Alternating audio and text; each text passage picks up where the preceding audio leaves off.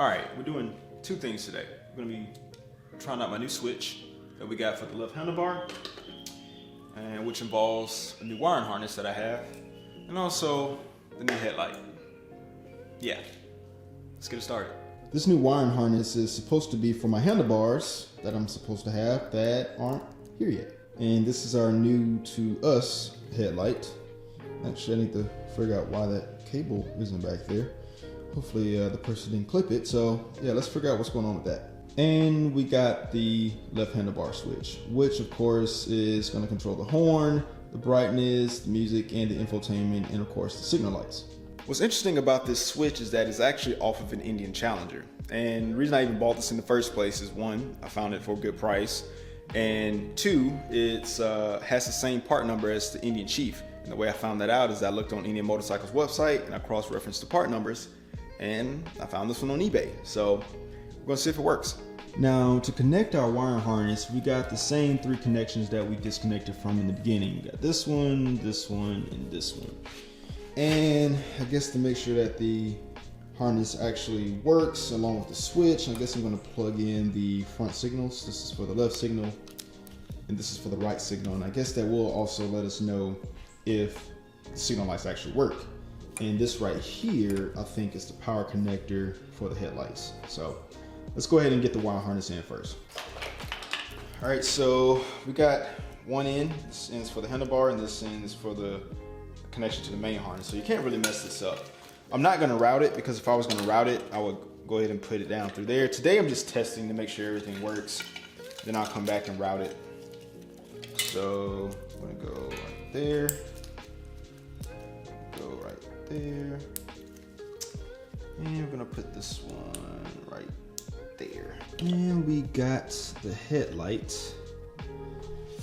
And for some reason, there's no cord in the back. So we can figure out what the heck is going on with that. So I think, yeah, so there's one screw on the bottom. We're gonna take this off and see what's going on. All right, so we got one security bit. It would suck if the freaking wiring harness was clipped or something. That comes off. Then that reveals that.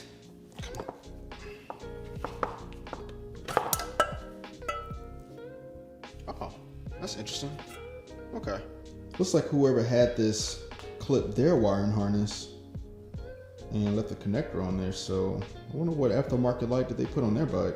I'm starting to wish I actually had a table to do this stuff on, but we cannot let that stop us from getting this done. But now we're just gonna line this back up, and we're just gonna force it back down. All right, it's back in there.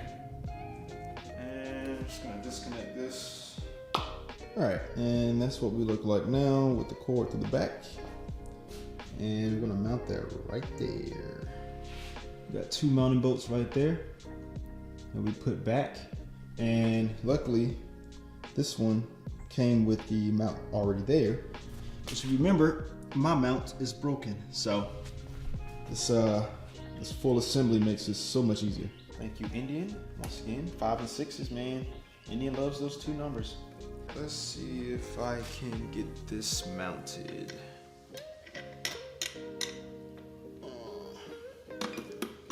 This might be a challenge. See, normally I think the mount wouldn't be on there, but it would be a separate piece, but we're gonna try to do it all in one piece.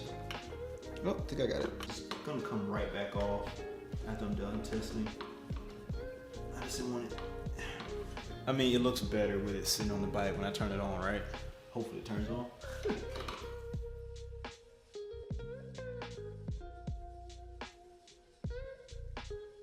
Since we got the headlight semi-mounted now, next we're gonna plug the bike harness into the headlight harness right here.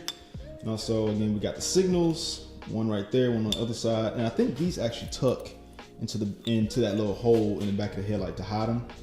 And then we're gonna take the harness, we're gonna plug in the Challenger switch. Hopefully it will be able to, I guess, use the pass light, turn the brightness on, and we can see if the signals actually work, because this one actually took a hit. Hopefully this hopefully it turns on. But the reason why I'm actually not leaving this mounted is because there is some rust in these joints under the triple tree, and I actually want to take this off. I don't know if you can see it right there. There's more rust right there. I'm actually gonna take these off. Yeah, right there too. I'm gonna take these off and get some steel wool and try to clean that up a bit and make it look a little bit pretty. All right, I'm gonna plug in right here. I'll tell you one thing, the bike looks so much better with this headlight on there. It's actually like a small win. We got whites on this side. Yeah, I'm pretty sure a lot of this will feed into that back of this headlight. But all right, so we got this wired. Now let's do the wire, the switches. All right, got this switch. All right, so we got two cables, black, which I'm sure goes into the switch, and this white cable, I'm pretty sure it goes into the clutch switch, which I don't have yet because I'm waiting on it to come in the mail. So, and yeah, that's done. And here's the right switch. I actually got to take these covers off so we can see the slots to put the cables in. And this is what it looks like without the covers on. And that's where we're going to put the cables in right there. Again, this is the left side. It's already connected. And we got the right side here. We got two cables to connect here on the right side. Because again, that white one, I think it goes to the brake switch. I don't remember. I have to go look at the manual. But we're going to plug that one in. That'll fit. All right. So again, we're testing out the headlight, this new wiring harness, and also this Challenger switch to see if all of this works together, because it could just burst into flames. Let's hope not. All right, moment of truth. Oh, sweet. Huh. That looks amazing. All right, so Challenger switch, horn. Oh my God, I didn't think that through. Oh my God. I forgot the horns on the left side. Why did I do that? You know it works. Signal light. Okay. Left signal light. Okay, that works. Bright. That works. Sweet, man. Heck yeah. And music, which we don't have. Emergency lights. All right. Man, hey, you can touch the back of these and they still work. Don't do what I did and press the horn. Dude, that's awesome. So we know this thing works. All right, so turn this back off. It's making noises. All right, man, that's a job well done. So yeah, we just learned that the headlight works, the new wiring harness works, even though I don't have handlebars. And also, the fact that a Challenger switch works on Chief. So thank you, Indian, for making that interchangeable. So the headlight, I spent around $513 on it. The Challenger switch was $350, even though brand new, that's $450, $460. The headlight with everything included is like $600 and some dollars.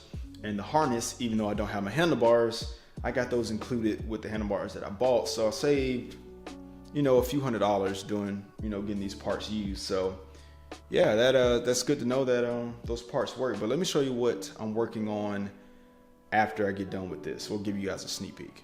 So I don't know if you guys remember what this primary cover looked like when we first started. It had a lot of scuffs right here, where I actually already tried polishing it and it came out fairly decent compared to what it used to look like. So I'm actually gonna take it up a notch and I'm gonna try a more aggressive compound made by Meguiar's. I normally use the Ultimate compound, but this is a step up. And I'm gonna see if I can get more of those scratches out.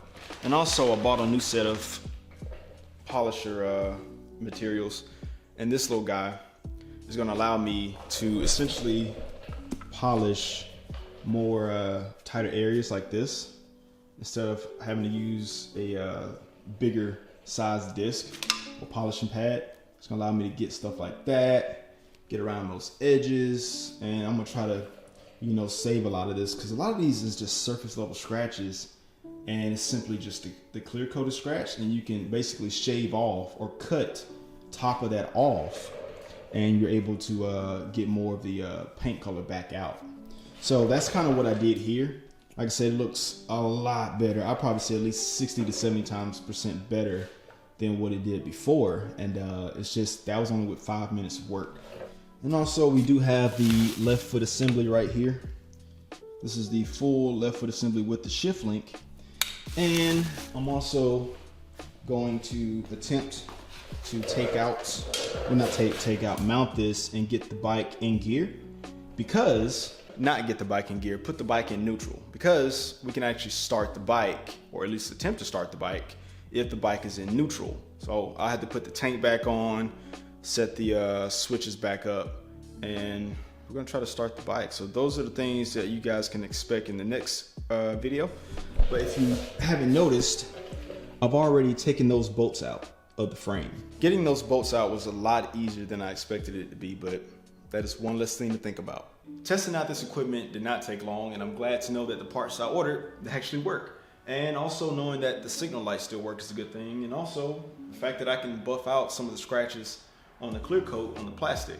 But in the next video, we're actually gonna try to start this bike, and I'm pretty sure a lot of people want to see that. I'm actually excited to see or hear this bike starter for the first time. But if you're new here, definitely click this playlist on the screen so you can start from the beginning and catch up with everything with this bike and seeing it in the beginning state. But as always, thanks for listening to my story. And if you're subscribed, I'll see you in the next one.